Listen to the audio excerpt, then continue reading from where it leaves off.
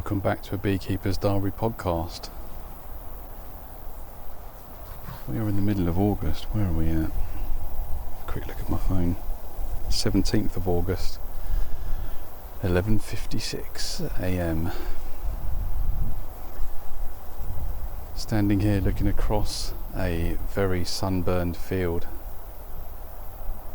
It is mostly a sea of beige, apart from the odd pop of white from a cowslip,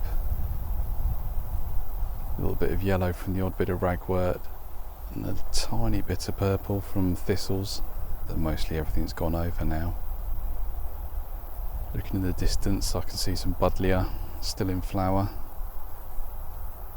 the brambles browning over, the lime trees are tinged with gold as the flowers go over. Virtually silent in the air. I've had 2 swallows passing overhead, but the constant sound of them hunting in front of me is no longer here. The only sound you might be able to hear is an annoying wasp investigating my head. No thank you.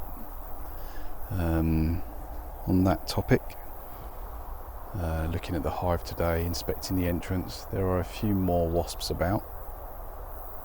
Tell a lie, I can hear a swallow right now. Wasps at the entrance, 2 or 3.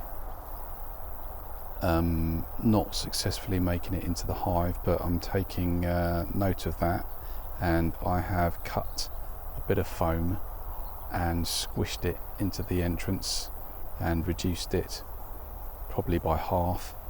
And next week I have got a metal entrance that I normally use, and I've got a bit of sliding metal on it, so I can slide the entrance right down to 1 bee space, so only 1 bee at a time can get through that gap. There's still quite a lot of flying activity at the moment, and the bees are successfully defending themselves from the wasps, so I'm going to leave it as that for this week. Looking at the hive, obviously last week I did my first week of Varroa treatment, and I've pulled out the board which you put underneath the hive, which you put a sticky substance on so you can see what's dropped down onto the would have been the ground, and there's a reasonable Varroa drop there. So of note, I have plenty of Varroa in the hive that my CO2 inspection didn't reveal, but plus point, this Varroa treatment is killing Varroa, so that is good. So I've cleaned that board off of that detritus, re-sprayed some 1 calorie cooking spray on the board and spread it about, ready to see what happens over the next 7 days.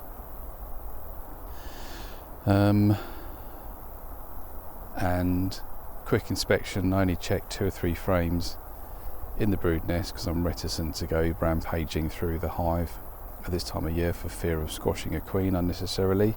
But frame 2, there were eggs, probably day 2 or 3 for the eggs as they were starting to lean over, not the vertical alignment of day 1 eggs. So I've taken that as evidence of the queen being here in the last 2-3 days, so that's good enough for me at this time of year. Called it a day there, put the hive back together. Then what I have now done is I've put a feeder on the top of the hive, which is basically a big tray with recesses in it that you can pour a liquid into, and it's got its own little entrance that the bees can crawl up into. They can't get into the reservoir and go for a swim, but they can get their faces at the syrup that we put in, so they can drink and then take it down into the brood nest. So I put 3 kilograms of sugar to 1.5 litres of water, kettle water, and I mix that till it's dissolved. I haven't heated it any further. Let that dissolve, so it's about 3.5 kilos of feed roughly I've put in today. which is enough for one half of the feeder. The feeder split into two sides, so I've filled up one side with food basically, and put it all back together. So now I've got a floor, a super for collecting stores, the brood box, a feeder and a lid is my configuration currently, and that'll be it for winter. And the only thing I'll change is once we've fed probably up to 20 kilos of feed over the next few weeks, the feeder will come off, the lid will go on, and then all that I do extra is put some extra insulation around the top, a bonnet of Celotex as you will. Nature wise, walking up to the hives, it was quite nice. I saw first time this year a European hornet was on the cowslips, having a little skulk about, which was nice to see. I wasn't quick enough with my phone to get some video, but it was nice to see. Goldfinches were overhead when we came in. Grasshoppers are still singing. Hopefully you can still hear that. I'll give you 5 seconds of ambient noise. Cue a plane flying over.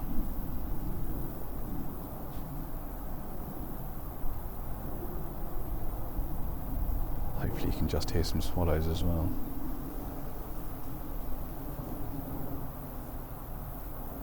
Definitely far fewer of them this week, so they're obviously starting to make their move. I'll be back next week, do a bit more feeding, check the Varroa tray again. I noticed some bright orange pollen going in the hive today.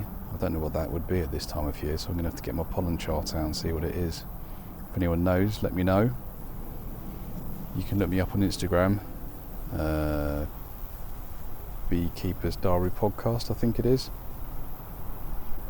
So you'll find the links to that off the website as well, beekeepersdiarypodcast.com. Tell your friends, spread the word. Slowly expanding my listenership, quite a few surprising countries around the world listening in, so thank you, much appreciated. Thank you, Mr. Crow.